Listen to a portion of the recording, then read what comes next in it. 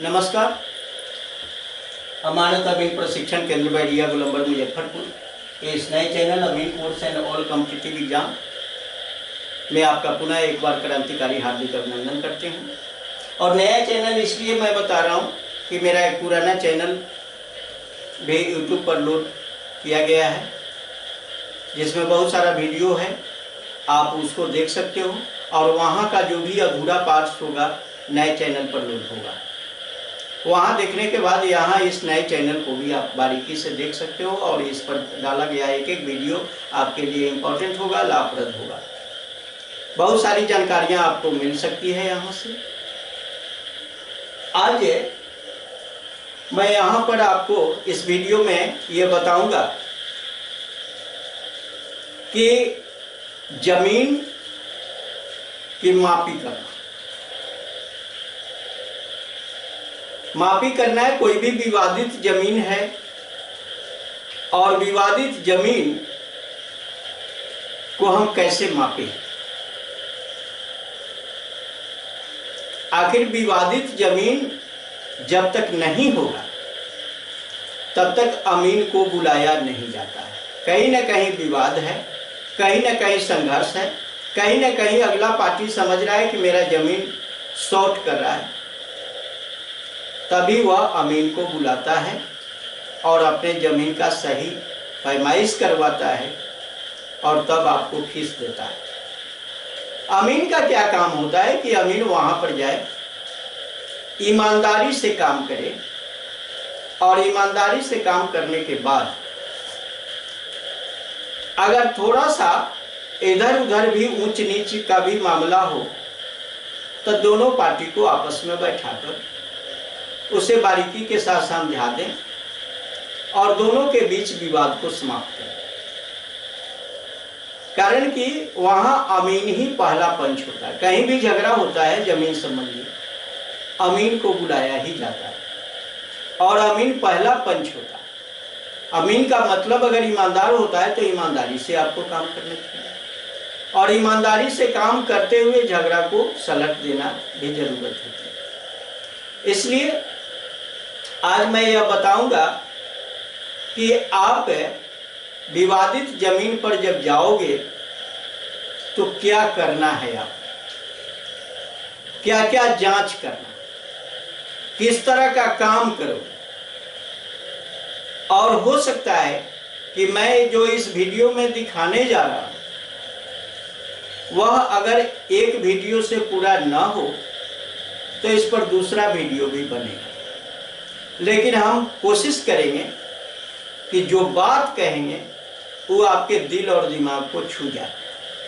जब तक दिल और दिमाग को न छुएगा तब तक आप बढ़िया ढंग से सीख नहीं पाओगे। तो चलो स्टार्ट करते हैं, विवादित जमीन की माप कैसे करें। कारण कि मापी के लिए ही आपको बुलाया जाता है और मापी का क्या पॉइंट होना चाहिए, कैसे क्या होना चाहिए, वो मैं बताऊंगा। तो चलिए स्टार्ट करते हैं। विवादित जमीन की माप।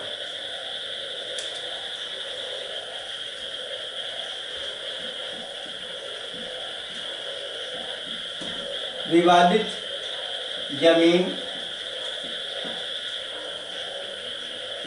की माप, ये आपको मापना है। और जब विवादित जमीन की, विवाद वाले जो भी जमीन है उसकी मापी करने के लिए जब आप चले कहीं पे, कहां पर चलेंगे, जो पार्टी आपको कॉल किया है वहां जाना है।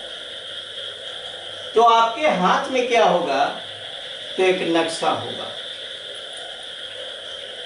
पार्टी नक्शा दे देगा और जमीन दिखा देगा कि ये जमीन और ये नंबर जो है मेरा है, इसको देखिए, इसको माप के बताइए कि मेरा सही है या नहीं है। अगर नहीं है तो मेरा जमीन कहाँ पर छिपा हुआ है ये बताना है।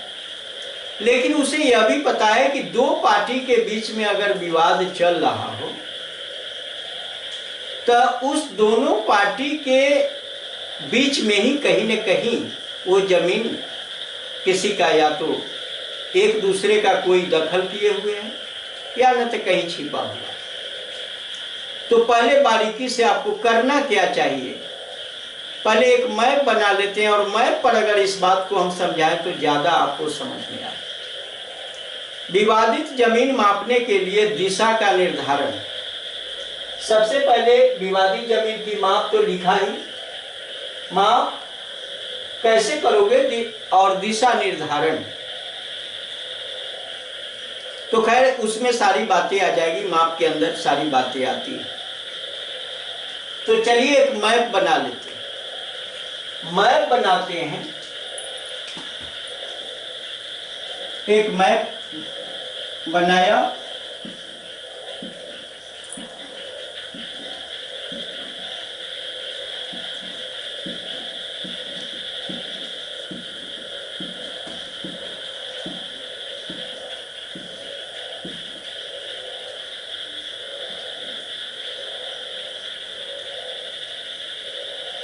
मैप वही एक है, किसी गांव का ये मैप है, किसी मौजे का मैप है। मैप आपके हाथ में होगा और मैप होगा तो मैप के आधार पर ही आपको मापी करना है। मैप के आधार पर मापी करना है। मैप जो बताएगा वही चीज आपको देना पाए। मैप के अगेंस्ट में आप नहीं जा सकते, इतना बात हमेशा ध्यान दें। चलिए किसी मौजा का मैप है, सबसे पहले मैप का जो डायरेक्शन है वो तो लिखना जरूरी होता है। मशहूर नाम, मशहूर नाम, मशहूर नाम मतलब आपके गांव का जो नाम होगा सो लिखना है। थाना नंबर,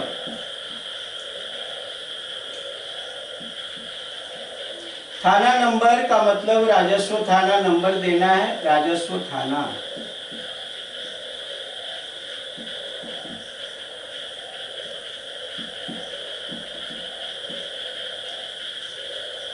अंचल,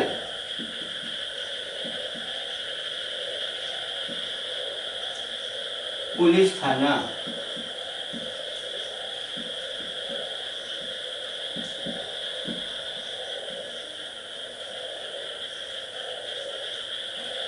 पैमाना,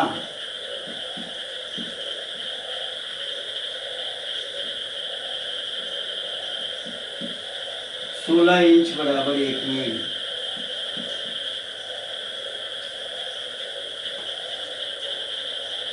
जिला, नक्शा बनाने की ईस्वी,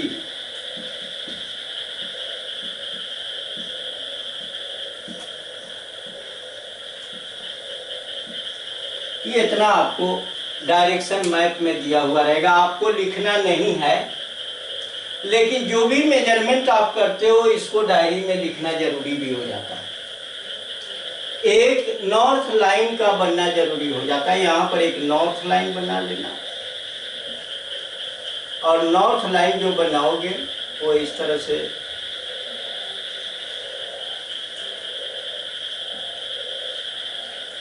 उत्तर दक्षिण। नॉर्थ लाइन होना चाहिए, ये संकेत करता है कि ये उत्तर है, ये दक्षिण है,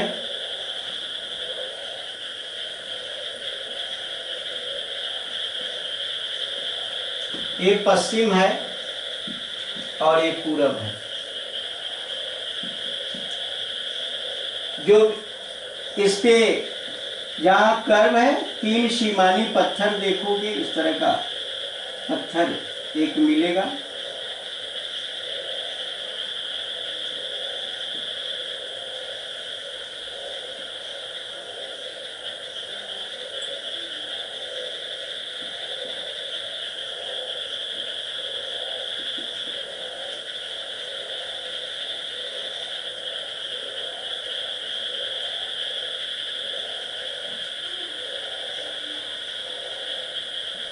1 इंच का रेखा होता है, ये टोखा लाइन कहलाता है।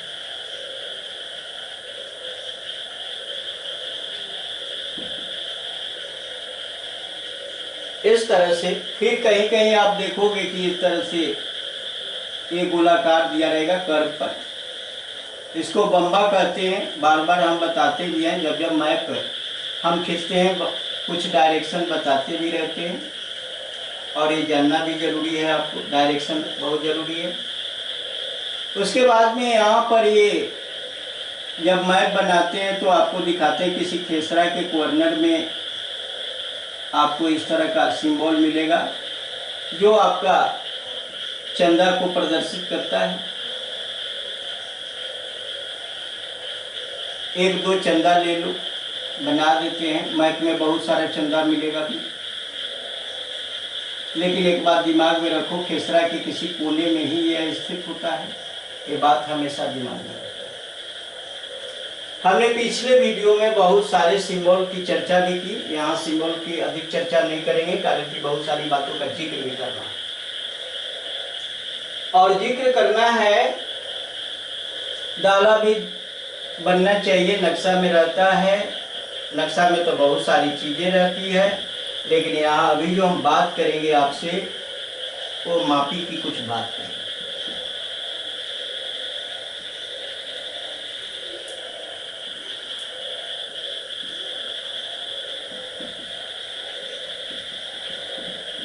इस तरह से दाला का निशान है, और ये सारा कटिंग कहीं कहीं आप देखोगे कि इस तरह का एक कटिंग है। ये छोटा है, छोटा छोटा प्लॉट है, ऐसा भी प्लॉट है,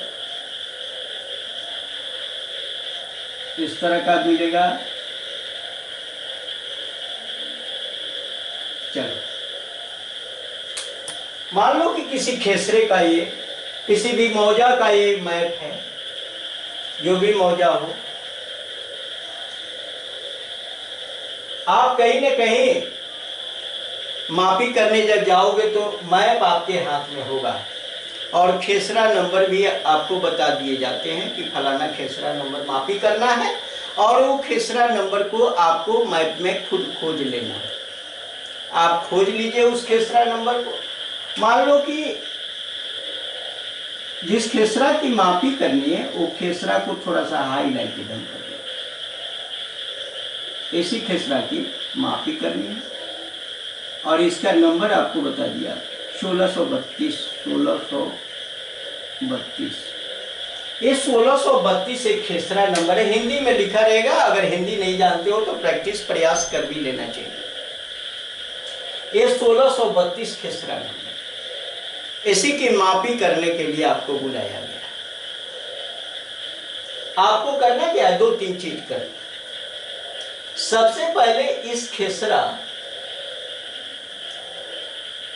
के चारों भुजाओं को माप करके इसका एरिया निकाल के अपने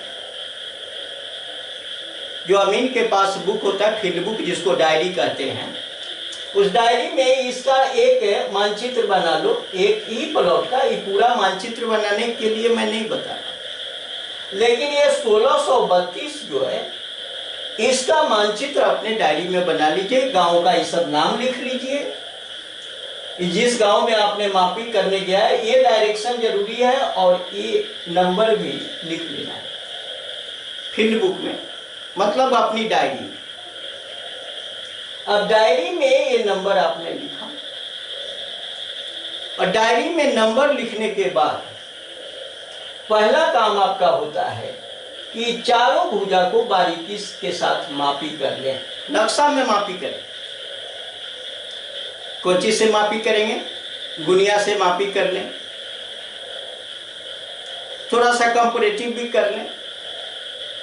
डायगोनल स्केल सबसे जांच पड़ताल कैगो औजार आपके पास होगा,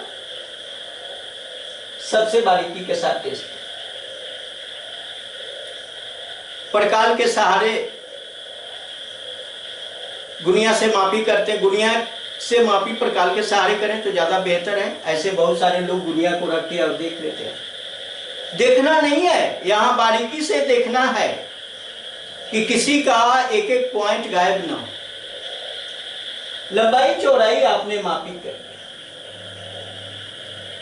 मान लो कि इसको आपने जब मापा तो ये दिखाया इस प्लॉट का ये लाइन उत्तर वाला 120 करीब,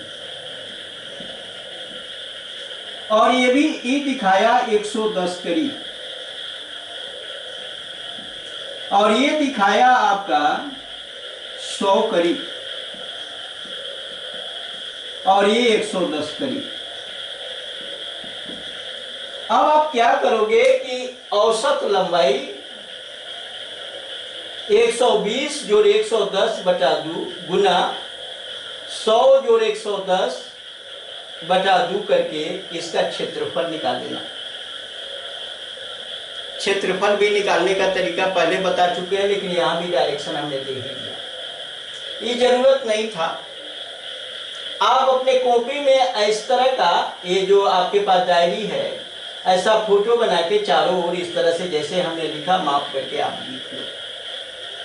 लिख लेने के बाद इसका एरिया निकालकर आप अपने कॉपी में लिख लीजिए।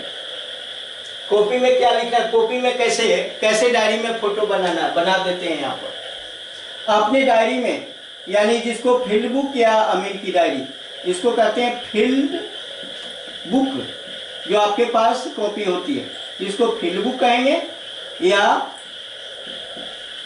अमीन की डायरी, अमीन की डायरी। चलिए, ये आपके पास होना चाहिए। और इसमें आप क्या करें कि पेज को पलटिए, उसमें पूरा लिखिए। ये लिखना है मौजा का नाम, मौजा का नाम, मौजा का नाम लिखिए, थाना नंबर लिखिए, राजस्व थाना,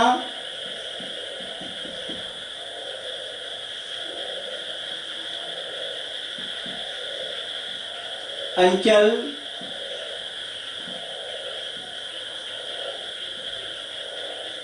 पैमाना, पुलिस थाना। ये पुलिस थाना नहीं भी लिखिएगा तो चलेगा। जिला,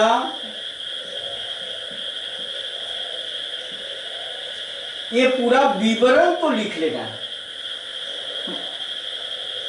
और नक्शा बनाने की ईस्वी।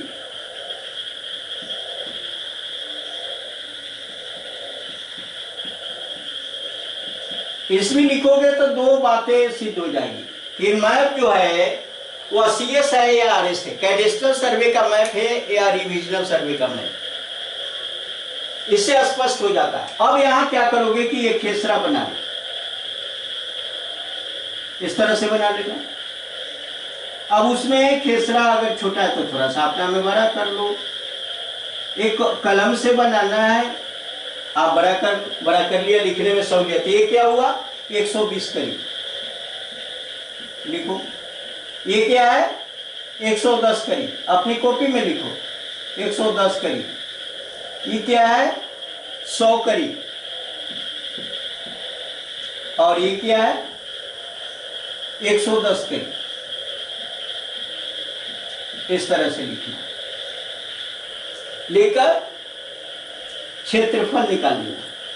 क्षेत्रफल बराबर लंबाई जोड़ लंबाई बटा 2 गुना चौड़ाई जोड़ चौड़ाई बटा 2।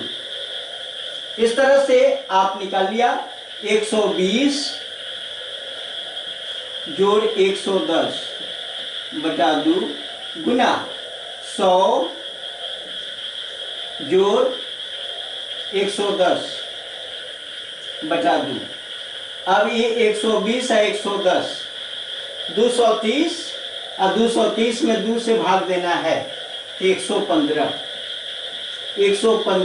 गुना। अब ये होगा 100 और 110, 210 का 105 हो जाएगा, 105 एक करिए स्क्वायर हो गया। अब इसको गुना कर लेना, ये दोनों को, और गुना करके आप गुना भी कर दें, 115 और 105 कर लो गुना, 50 25, 11 5 55 2 57, और ये 0 होगा, फिर 115 होगा, जोड़ लो 5 7 5 5 10 2 1, 115, 575, 5 से गुना किया 0 हुआ, 1 से 115 जोड़ दिया, 5 के 5 7 के 7 5 5 10 करीबन हुआ, 1 1 2 1 1, 12,075। यहाँ लिख दीजिए 12,075, अपने कॉपी में लिखना है 12,075। अब डिसमिल बनाना है, इसमें क्या करो कि 1,000 से भाग दे दो। 1,000 से जब भाग दोगे, ये 12,075 तो करिए स्क्वायर हो गया, एक बार लिख लो, करिए स्क्वायर, करिए स्क्वायर। ये आप अपनी कॉपी में लिखेंगे, ये ऐसा मैं इसका जिक्र करूंगा, अपनी कॉपी में आप कर लीजिए। अब इतना डिटेल्स भी आपको नहीं लिखा है, ये तो समझाने के लिए हम डिटेल्स करते हैं, आप यहीं पर जोड़ लीजिएगा 120 और 110, 230 का 115 और यहाँ 110 और 100, 220 का 110, 210 का आधा 105। ये कर लेना है दिमाग में, ये इतना करके नहीं, अपनी कॉपी में भी मत लिखो, ये इतना करके आप डायरेक्ट गुना कर लीजिए और लिख दीजिए, इतना करिए स्क्वायर। अब इसके बाद यहाँ पर डिसमिल में बदल लीजिए 12,075 बटा 1,000, यहाँ 1,000 डाल दो, 1,000 ये लिख दिया, ये हो गया डिसमिल, तो ये हो गया 12.075 डिसमिल। अब चलिए ये तो निकाल लिया एरिया, अपनी कॉपी में लिख लिया। अब कॉपी में जब इसको आपने लिख लिया, तब आपको करना क्या है, करना है कि एक और मैं बारीकी की बात, ये आपकी डायरी में नोट हुआ, ये इतना फार्मूला नहीं लिखोगे, डायरेक्ट इसका रिजल्ट लिखोगे। ये इतना करिए स्क्वायर लिख लो कॉपी में, ये दोनों को गुना करके इतना करिए स्क्वायर लिख लो, ऐसा फोटो बना लो, ये सब उत्तर दक्षिण पूर्व पश्चिम जो है, यहाँ डायरेक्शन भी दे देना है। ये रहा आपका उत्तर, ये रहा दक्षिण, ये रहा पश्चिम और ये रहा पूरब, ये डायरेक्शन दे, ताकि अगला पार्टी भी समझे। कारण कि आपका इसका आपको क्या करना है कि इसका एक नमूना लिखकर देना भी है कि आपने जो मापी किया वो आप दे रहे हो। तो चलिए अपनी कॉपी पर इतना आपने लिखा है, अब क्या करोगे आप यहाँ पर एक काम करो। एक बात और बारीकी का मैं बताना चाहूंगा, इसको एक नक्शा में इसका विकर्ण टेस्ट करो, ये वो विकर्ण भी लिख लो अपने वो फील्ड बुक में। विकर्ण क्या, इस पॉइंट से, विकर्ण का मतलब होता है कि ये चतुर्भुजाकार है और इसका एक कोना से एक कोना मापी करके और एक कोना से एक कोना मापी करके, ये विकर्ण, ये विकर्ण मापी करके लिख लेना। और जब ये विकर्ण मापी करके आपने लिखा, तो एक यह विकर्ण जो है यहां से यहां तक 180 कर गया है, पहला विकर्ण, ये अपने कॉपी में लिखना, पहला विकर्ण। अब ये कौन सा विकर्ण है आपको दिमाग में रखना, ये कौन सा विकर्ण है, उत्तर पश्चिम से दक्षिण पूरब, ये विकर्ण हुआ उत्तर पश्चिम से दक्षिण पूरब वाला विकर्ण कितना आया, 180 करीब, 180 करीब। और दूसरा विकर्ण एक और विकर्ण होगा, दूसरा विकर्ण क्या लिखोगे, तो यहां उत्तर पूरब से दक्षिण पश्चिम, उत्तर पूरब से दक्षिण पश्चिम, ये कितना हुआ, तो 150 करीब, 150 करीब ऐसा आया। इसको भी आप दुनिया से जो भी औजार है उससे आपने मापी करके लिख लिया। यहां तक आप ठीक हो। अब चल दिया आप खेत पर। खेत पर आप पहुंच गए और खेत पर पहुंचने का ही तो पूरा क्षेत्रफल आपने हर चीज कर लिया, अपने डायरी में नोट कर लिया। अब डायरी लेकर, नक्शा लेकर आप कहां पहुंच गए? खेत पर पहुंच गए। यहां पर अब आ गए। पहले तो ये तो दरवाजे पर, ये तो पार्टी के दरवाजे पर आपने किया, अपनी कॉपी में फाइनल किया हिसाब पत्र। अब क्या किया कि भाई आ गए इस प्लॉट पर। इस प्लॉट पर आपने कदम रखा। अब इस प्लॉट पर कदम रखा तो पहला एक जांच ले लो। कौन सा जांच लोगे? तो विकर्ण जांच ले लो। 180 करीब उत्तर पश्चिम से दक्षिण पूरब, उत्तर पश्चिम का ई कॉर्नर है, इसे दक्षिण पूरब वाला 180 करीब। ई 180 होता है कि नहीं होता है, और ई वाला जो है 150 होता है कि नहीं। एक बार चेन चला के पहले प्लॉट को ही जांच लो। अगर प्लॉट आपने जांचा, एक जांच के लिए ये बताया है विकर्ण लाइन है। विकर्ण लाइन, ये दोनों लाइन एक दूसरे पर है, एक दूसरे को काट रहा है। ये बात देखो, इस लाइन का नाम है कैंची लाइन। कैंची लेखा मुंह पाए हुए है। विकर्ण होता है कैंची की तरह, इधर भी फलक, इधर भी, इस तरह से विकर्ण लाइन, ये कैंची के रूप में। विकर्ण को आपने जांच किया। कहां? फील्ड पर चेन चलाकर एक कॉर्नर से दूसरे कॉर्नर, फिर तीसरे कॉर्नर से चौथे कॉर्नर, ये विकर्ण हो गया। जांच लिया। जांचने के बाद आपने पाया 3 कंडीशन आवेगा वहां पर। देखो कंडीशन, एक एक कंडीशन हम बता रहे हैं जब जांचोगे तो। या तो ये 180 करीब जो बता रहा था ये 190 हो गया, और ये 150 करीब जो बता रहा है यहां पर नक्शा वो 160 हो गया। इसका मतलब आप समझे? मतलब यह हुआ कि जो पार्टी आपको मापी के लिए ले गया है वही पार्टी दूसरे का जमीन रखा है। एक जांच में आपको पता चल गया, एक ही जांच, जो कैंची लाइन से हमने जांच किया, जो विकर्ण के सहारे हमने जांच किया। बहुत बड़ा जांच, बहुत बड़ा टेस्ट है। और ये टेस्ट कर लेते हो तो बहुत सारा सहूलियत आपको हो जाती है। क्या क्या सहूलियत होती है मैं बता रहा हूं। एक तो आपने देखा कि कैंची लाइन चला दिया, विकर्ण लाइन आपने चलाकर, जो नक्शा का विकर्ण लाइन है वह 180 बता रहा है, 150। अगर नक्शा से ये विकर्ण लाइन अधिक आया तो मापी तो सल्व है ना, मापी का काम खत्म है। आप चेन उठाइए, इधर उधर करिए, लेकिन उस पार्टी को संकेत कर दीजिए कि आपने हमको बुलाया है और आप ही जमीन दूसरे का रखे हुए हैं। कहिए तो उसको फाइनल कर देते हैं। वो पार्टी आपको खुद कहेगा कि हमें साहब छोड़ दीजिए, कह देगा छोड़ देने के लिए। लेकिन क्या वहीं पर छोड़ देना है? तो दूसरा पार्टी से संकित हो जाएगा। आपको जांच पड़ताल करके अब दूसरे में निकालना नहीं है। काहे को फिर झंझट बढ़ाओगे? दूसरा तीसरा जो भी है।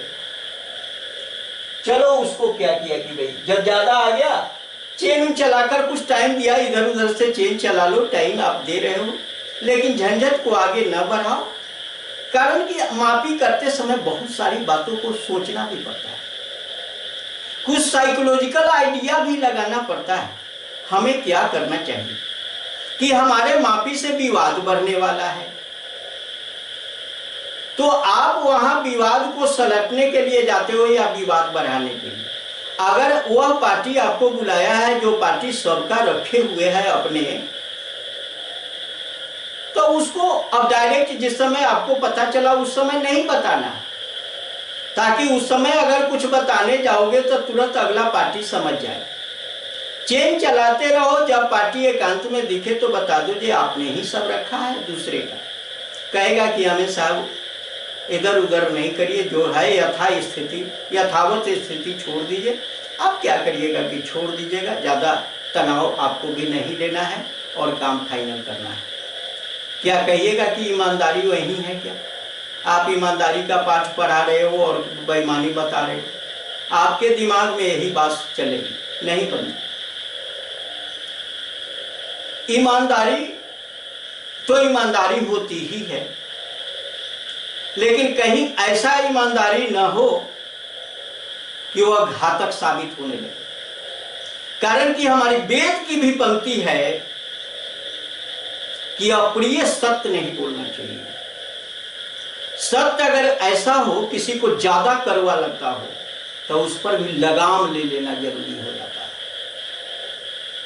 इसलिए आपको समाज में जीना है, समाज में रहना है,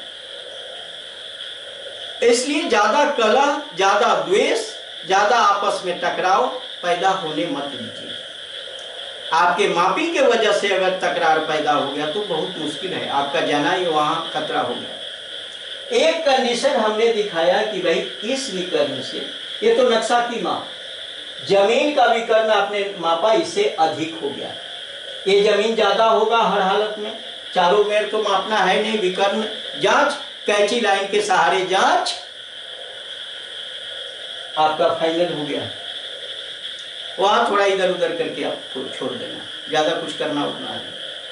अगर बराबर हो गया है, जो ये कह रहा है, जो मैप कह रहा है, ये नक्शा के अनुसार बराबर हो गया कि जितना हमने दिया कि 180 है, पूरा 180 मिला, ये 150 है, पूरा 150 मिला। अगर ये मिल गया, फिर भी इसका एरिया बराबर है, तो आप समझ लो कि ये जमीन अपने जगह पर बिल्कुल ठीक ठाक। ये भ्रम का भूत है, भ्रम पैदा हो गया है इसको, इसलिए आपको बुलाया है। लेकिन आपको बुलाया है तो स्वागत तो, दक्षिणा तो देगा ही। आप इधर उधर से, कारण के पैसा लेते हो तो थोड़ा सा मेहनत करो, इधर उधर से चेक चलाकर कुछ टेस्ट करो, लेकिन पॉइंट वही जगह गिराओ जहां पॉइंट पहले से है, कारण कि एरिया बराबर ही होगा जब विकर्ण बराबर है। बिल्कुल स्पष्ट हो गया होगा। मैंने हमने कहा कि या तो ज्यादा है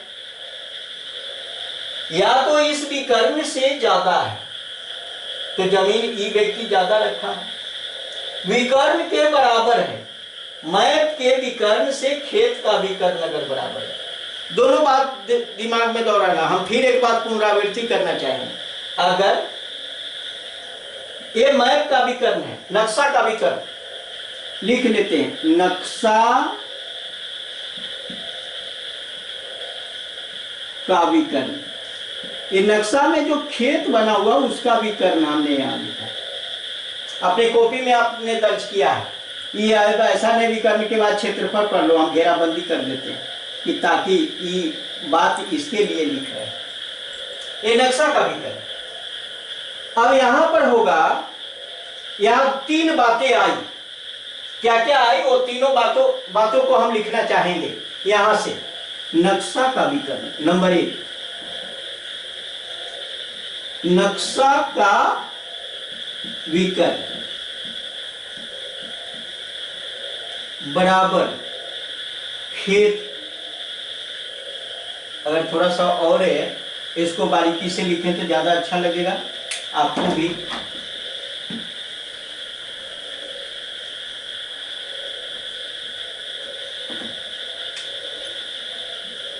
नक्शा में बने प्लॉट का विकर्ण, बने प्लॉट का विकर्ण is greater than, is less than. Less than का चिन्ह इसी रूप में होता है, इज लेस देन प्लॉट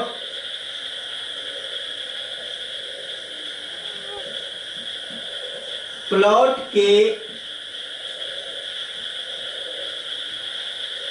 में प्लॉट में बने विकर्ण से, यानी नक्शा में बने प्लॉट का विकर्ण, नक्शा में बने प्लॉट का विकर्ण यही है बंधु। इस विकर्ण, यह विकर्ण छोटा है। किससे छोटा है? तो प्लॉट में बने विकर्ण, जो जमीन आपने मापा है उसके विकर्ण से ये छोटा है, मतलब ये बड़ा हुआ, ये छोट हो गया। पहले वाला पंक्ति जो लिखे, पहले वाला यहां तक आया, ये छोटा है यानी कम है। 180 और 185 कम है, और इसमें आ गया 190 आया और 160 आ गया, ये ज्यादा हुआ। क्या करना है सो आपको बताएं। नंबर 1, मापी में आप फ्री हो, 9 के बराबर मापी करना है, हल्का फुल्का टैली करना है। क्रॉस लगा दिया है यहाँ पर, इधर लगाते हैं कारण कि इधर दाला लिखा हुआ है, चलो इधर क्रॉस लगाते हैं, अब ज्यादा दिख रहा होगा। नंबर 2, नक्शा में बने प्लॉट, बने प्लॉट का विकर्ण, का विकर्ण बराबर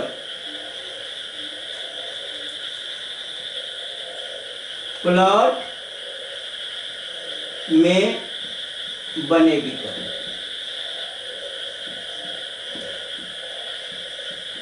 मतलब कहने का मतलब कि जो नक्शा में विकर्ण हमने मापा 180 एक है और एक 150 है, वो दूसरा जो ये लिखा है वो इसी के बराबर खेत में भी आ रहा है। नक्शा में तो वो है, खेत में भी वही है, 180 और 150 खेत में भी मिला है। यानी इसका भी कहने का मतलब कि ये नक्शा में तो ये लिखा हुआ 180 और 150, यहाँ भी खेत जो मापी किए, ये खेत सामने दिख रहा है, इसमें इसका कॉर्नर जब टेस्ट किए तो वही आया 180 और 150 आया। यहाँ भी आपको मापी का प्रोसेस 9 के बराबर तामझाम करना है, मापी का प्रोसेस नहीं करना। चलो नंबर 3,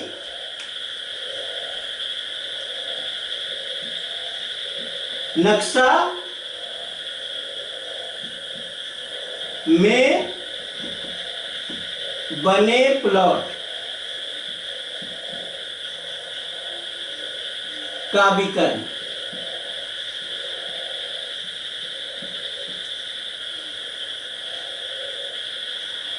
इधर विकर्ण लिखते हैं, का विकर्ण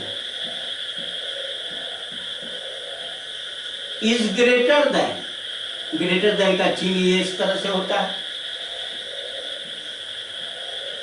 प्लॉट में बने विकर्ण। अब देखो भाई, नक्शा में बने प्लॉट का विकर्ण मतलब नक्शा में ये है, नक्शा में बना हुआ है 180 और 150।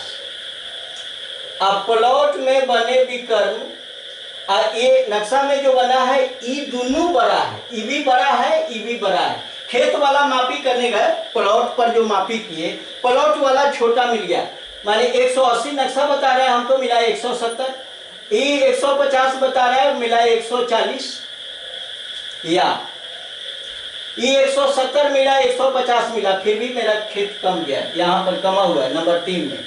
नक्शा में ज्यादा हो बढ़ गया है, नक्शा में ज्यादा है, प्लॉट कम है।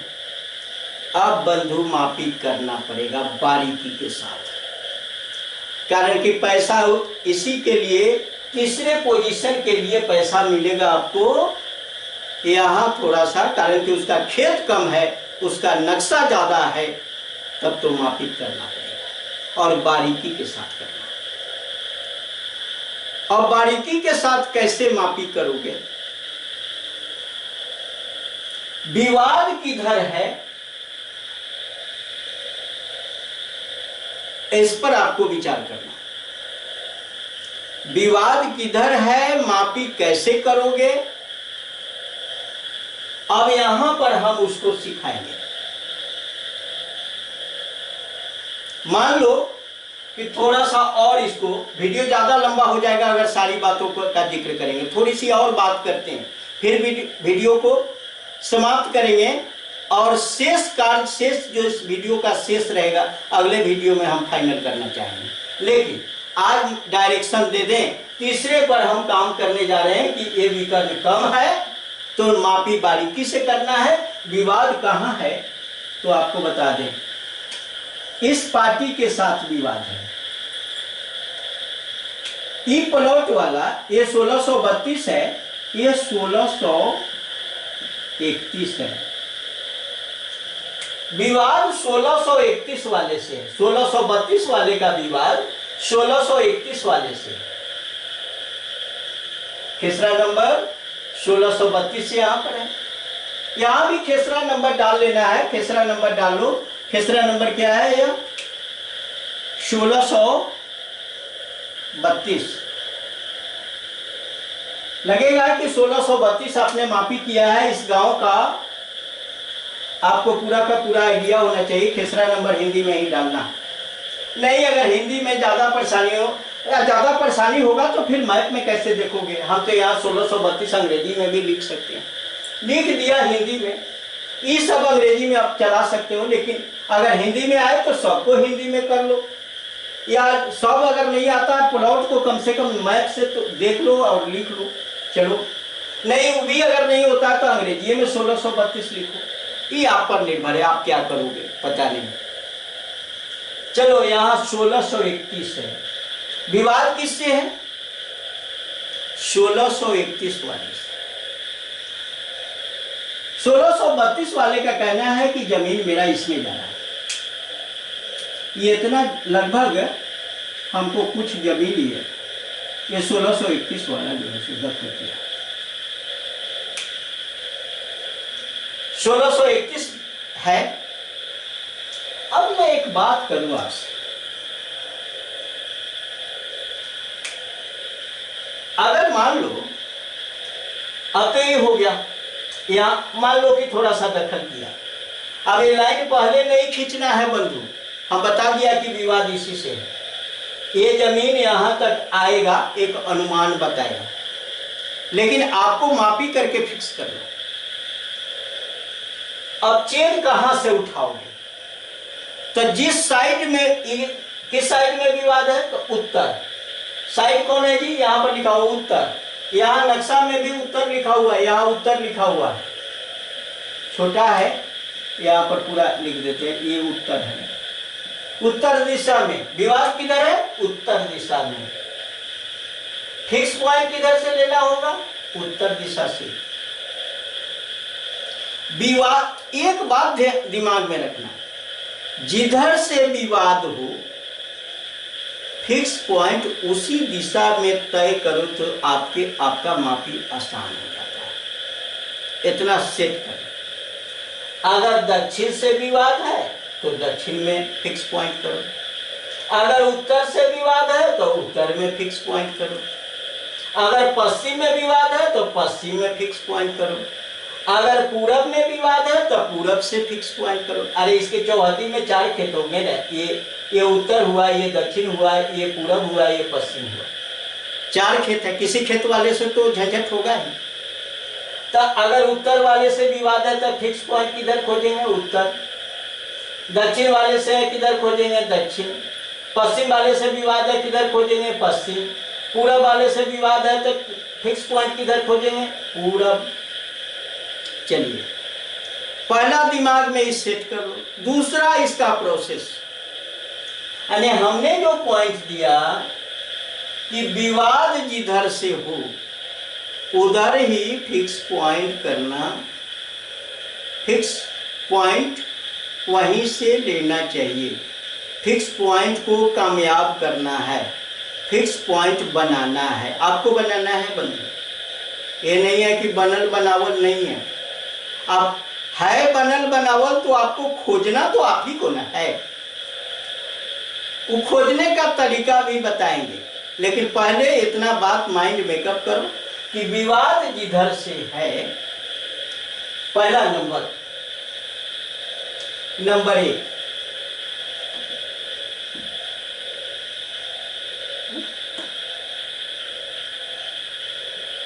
विवाद की ओर मुस्तकिल खोजना।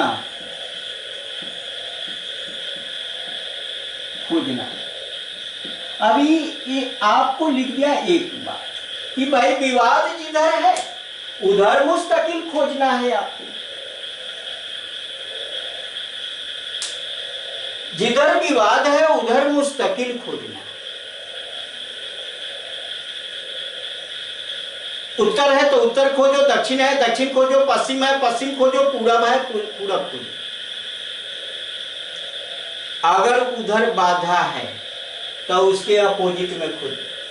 विवाद की ओर मुस्तकिल खोजना या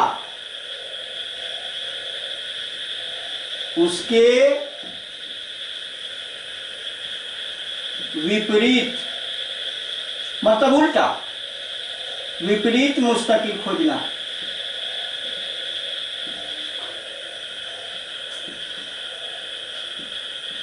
हालांकि नियम कहता है कि दोनों ओर खोजना,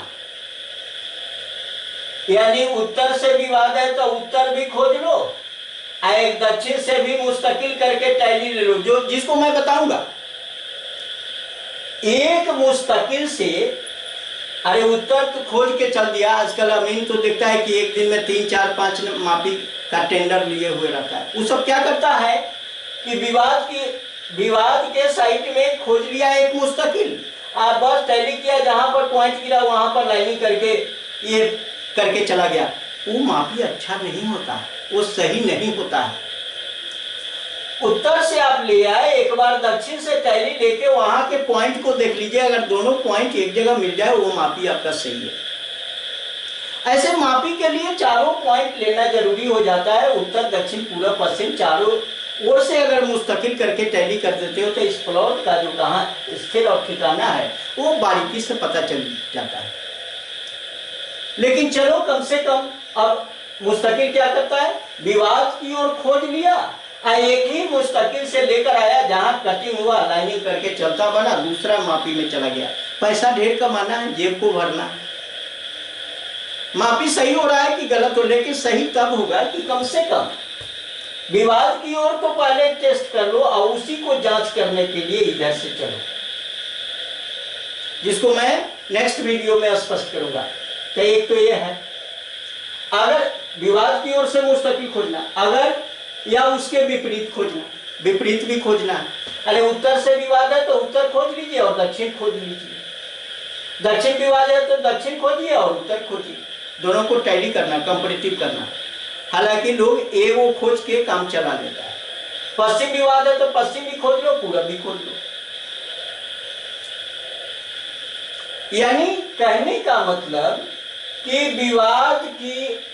विवाद की ओर मुस्तकिल खोजना या उसके विपरीत मुस्तकिल खोजना, ये जरूरी हो जाता है। अब वीडियो बहुत लंबा होता जा रहा है। अब कल नेक्स्ट क्लास में, नेक्स्ट वीडियो में हम बताएंगे कि मुस्तकिल आप कैसे खोजोगे, कैसे चलोगे वहां से विवादित प्लॉट पर, और विवादित प्लॉट को सही करके कैसे आप पार्टी को सौंपोगे, और पार्टी को सौंपने के बाद उसका लिखित एक प्रमाण कैसे दोगे, उस सारे चीज़ों का विवरण फिर कल हम नेक्स्ट वीडियो में करेंगे। आज इतना ही, इस वीडियो में इतना ही। अगर इन चीज़ों को आपको हासिल करना है, इसमें आप करियर बनाना चाहते हो, तो अमानत अमीर प्रशिक्षण केंद्र बैरिया गोलंबर मुजफ्फरपुर, यहाँ पर आकर बारीकी के साथ ट्रेनिंग ले सकते हो।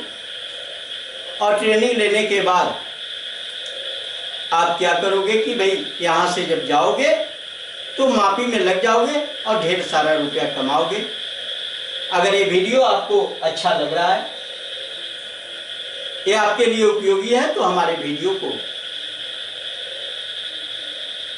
लाइक करें, अपने मित्रों के साथ शेयर करें और हमारे नए चैनल अमीन course and all competitive exam भाई शशि भूषण कुमार तिवारी को सब्सक्राइब करें।